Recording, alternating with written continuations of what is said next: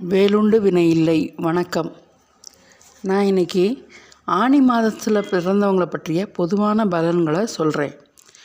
ஆனி மாதத்தில் பிறந்தவங்க மிகுந்த புத்திசாலிகளாகவும் இருப்பாங்க, ரொம்ப பொறுமைசாலியாகவும் இருப்பாங்க.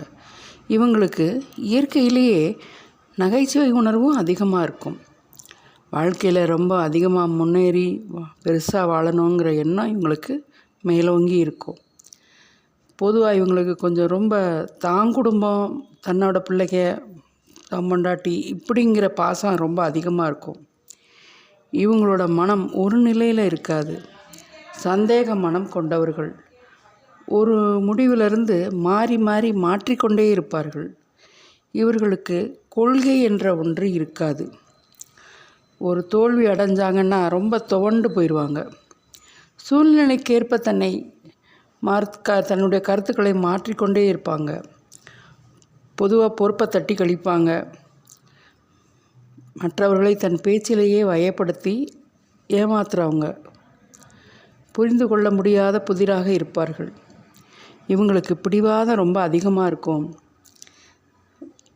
பொதுவாக ஒரு இடங்களில் போனால் தங்களை முதலாளிகளை போல் காட்டிக்கிட்டு மற்றவங்கள அடக்கி ஆள நினைக்கிறவங்களும் இவங்க தாங்க.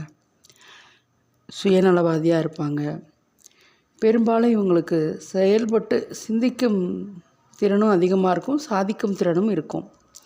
கணிதம் மற்றும் ஜோதிடம் போன்ற துறைகளிலெல்லாம் சிறந்து விளங்குறவங்க இவங்க தாங்க.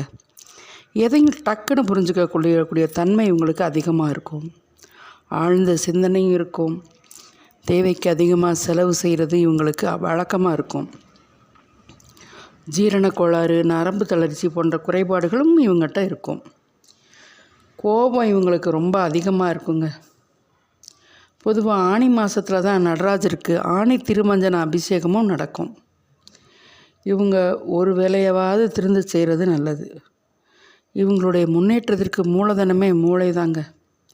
கண் பார்த்தால் கை செய்யும் அப்படிங்கிற சொல்லுக்கேற்ப இவங்களோட செயலில் வேகமான திறன் பெற்றவங்களும் இவங்க தாங்க.